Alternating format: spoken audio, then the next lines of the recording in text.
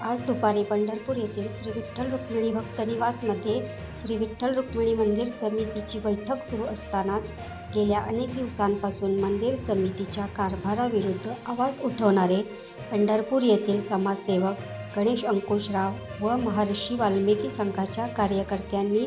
या बैठकीत येऊन निषेधाच्या जोरदार घोषणा दिल्या। यावेळी बोलताना गणेश अंकुशराव यांनी मंदिर समितीचे सहअध्यक्ष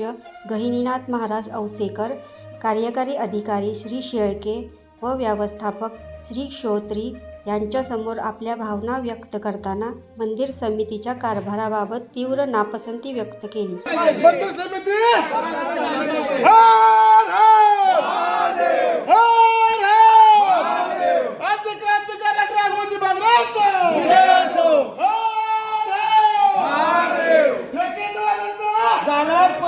ठेकेदारी रद्द